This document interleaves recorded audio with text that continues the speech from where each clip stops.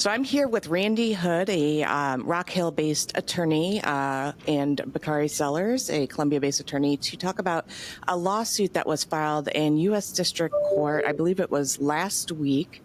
When I first saw this lawsuit, I immediately, it's very reminiscent of the cheer lawsuits that we've been covering heavily, except it is a different sport, which is ice skating.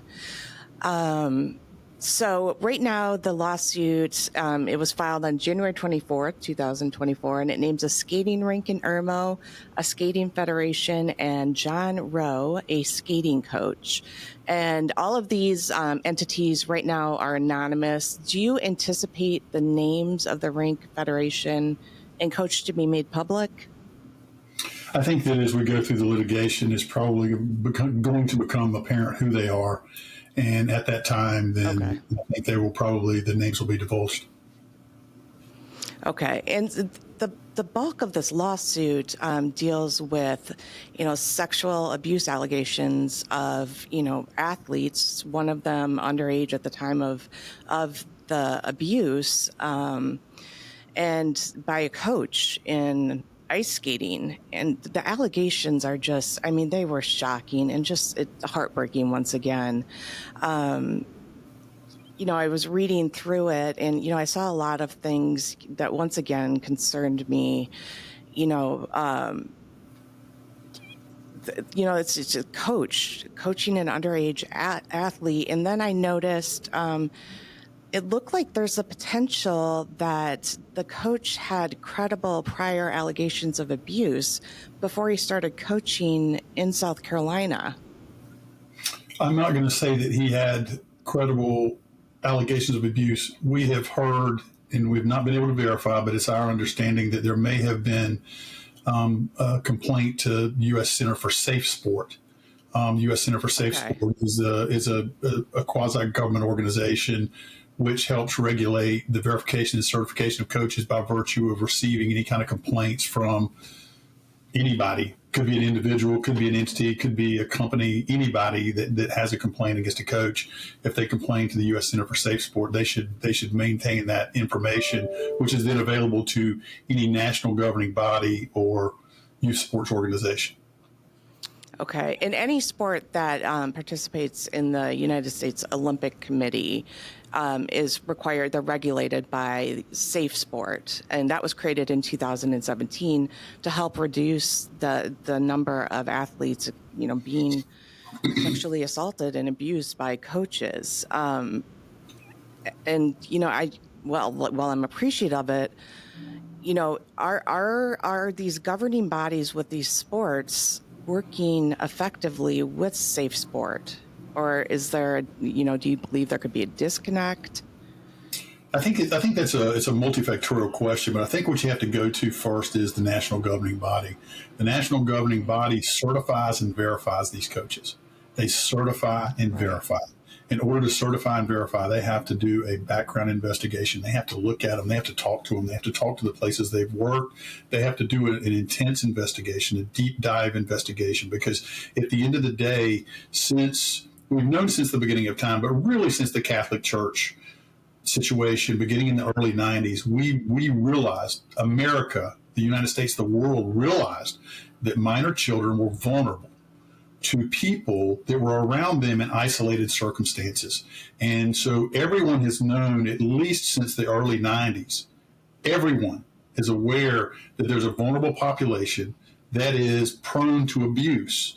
And you see it a lot in religious organizations, but the other place you see it so often is in youth sports organizations. You have a bunch of minors. You have people, coaches that are put in positions of trust. You have children that are encouraged, trust these people. This is who you need to listen to. This is who you're going to talk to. And in addition to that, they're by themselves with these coaches. A lot of times solely by themselves. And with the advent of technology and texting, these coaches then, in the beginning of like the late 90s, early 2000s, then began to be able to communicate with them by themselves. An adult person, mostly male, overwhelmingly male, communicating with a minor about things that the minor wants to accomplish in a sport. They want to do better. They want to be known as being good at that sport. Sometimes it involves athletic competitions where they want to win or they want to place or have some type of recognition for their ability. And so you've almost created the perfect storm. So when opportunity meets the chance for someone to do something bad, and is someone who is a predator, then unfortunately bad things are going to happen. And in these youth sports organizations and national governing bodies, it is incumbent upon the national governing body to do their job and do it right, and to certify coaches, verify coaches, and to make sure that they create policies and procedures that are going to protect this vulnerable population. And when they don't, there's a breakdown. One of the things that we realize, though, and I want to steal a word from Randy, is that this is the tip of the iceberg, particularly when it comes to U.S. figure skating. We believe there is some system failures, and we'll be able to discover through the process of discovery what those failures are in research that are leaving a population of young people vulnerable. And what happens when you have these vulnerable adults, vulnerable young people around these somewhat predatory, or not even somewhat, but predatory adults, you just have a bad situation like what happened to these victims. I think one of the things that makes Randy's work in particular so important, and I'm just learning on this path over the past year or so, but we are attempting to fight for young people who have been taken advantage of and preyed upon. And what we're seeing now is that in just like Boy Scouts or just like the Catholic Church, we're seeing that in our youth sports. And right now, it's come to our attention that this is a problem in figure skating. And what we want to do is go up as far up the chain as possible to see where those failures truly lie. And I think one thing that struck me is, after the governing body does all of these checks, these coaches are, put into these gyms, these rinks. And at that point, it is up to the individual gyms and rinks and facilities where these kids are competing and playing in to enact these policies as well. And, I saw that once again, with this particular coach, with these two athletes, how is nobody supervising the interactions between the coaches and the athletes? And, I think it even goes beyond supervising. Obviously, you have to have supervising, but you have monitoring. Monitoring is different than supervising, because monitoring can be by someone that's subservient to the coach, someone who's beneath the coach from a hierarchy perspective. And so when someone who is just an assistant coach or someone at the concession stand being trained and being told that when you see something that's concerning involving a minor and someone who's an adult, you need to bring it to someone's attention. And if you don't, bad things are going to happen. Bad things have happened. They will continue to happen until we eradicate all of the predators, which is probably impossible. But at the end of the day, you have to have monitoring and supervision and have it being efficient at any entity, any place where a predator is at, in order to help protect a vulnerable population of children. It's a breach of trust, Jen. I think that's the word that we have to use here. These parents entrust, you pay money and you entrust your young person. It really, really sucks on its face when you pay money for your child to be abused. And there's a level of trust that goes along with that was breached. And, we've seen these complaints, and Randy's firm actually crafted this complaint. And you see the conciseness, the just kind of way that they were able to display the facts and fit them into the law as it stands. But we're highlighting individuals who had a breach of trust. And not only did they breach some fiduciary duty, but they also just breached the humanity of a young person in this instance. Yeah, it's scary, it's sad, and we have to do better for our kids. We're pushing, everybody's pushing their kids into these sports and paying all this money. And, the least we can do is help protect them while they're doing what they love the most. it's frightening and it's sad. And it looked like this coach, he or she has been around for quite some time. And, one of the things you noted in the lawsuit is, the amount of time that a predator is, abuses another child before they finally get caught. I mean, just always, when you file one of these and, more information starts becoming public, people start saying, yeah, that happened to me. That coach did that to me. Do you anticipate, given this particular coach's history, that, once everything's filed and starts becoming public, that you will get reports of more victims? I think that in any youth sports organization and national governing body situation, just like you saw with gymnastics, with Larry Nassar, I think that what you have is the tip of the iceberg. This is one instance of one coach with multiple pupils or multiple people within his purview of control. I think you're going to see it in other places as well, because as we know, predators go where minors are. And in this particular situation, we know that this person was teaching minors. And I think that anywhere, just like we saw in cheer, just like we saw in gymnastics, just like you saw in the Catholic Church and the Southern Baptist Church, all of these things, all of these places, it starts with one, and then it seems to mushroom. Right. This is not a case, Jen, and this is not a case of a bad apple in Irmo, South Carolina. This is I think it would be fair to say that we have an orchard that we have a problem with. And if there anybody out there that is having those issues, we want to explore those and investigate those and see if we can bring people justice. And this is, I don't know if Randy would see it this way, but we're not fucking Avengers, but we are justice fighters. We're out here trying to get people justice, and that's the way I look at it. And we want to do what's right and what's just, and we want to do what's right and what's just by our clients. And I think we've got to acknowledge too these two young ladies that came forward. They're heroes. They're absolute heroes.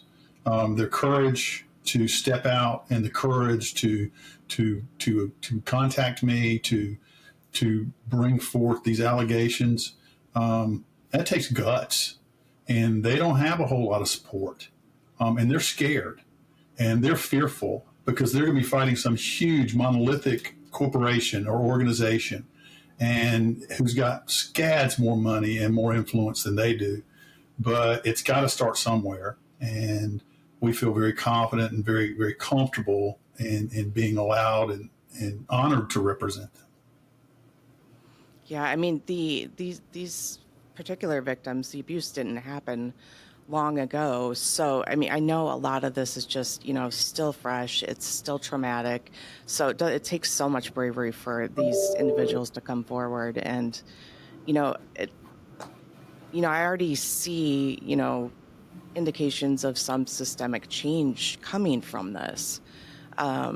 So I hope that, as we go through, as we start doing these stories and go through the legal process, we do start seeing systemic and, changes within these gyms, facilities, ballparks, ice rinks, to keep our kids safe and teach parents and children, how to stay safe. And, the thing is, I think that, and Bakari will echo this, I'm sure, and I don't know if you have children or not, I will certainly say this is what I did. I told my child, scream if you see something. If you're scared, scream, do something. All of these parents have taught their children to do these types of things, but we've all seen the thing where somebody comes up and they say, oh, my child will never do that. And then somebody goes up to them with a puppy, and the next thing you know, they're jumping in a van with somebody. Not because it's a bad thing. They're just showing how kids trust. So kids trust.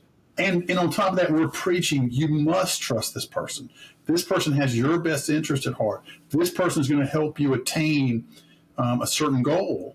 And so we're literally pushing children to trust someone, not knowing that they are a predator in sheep's clothing.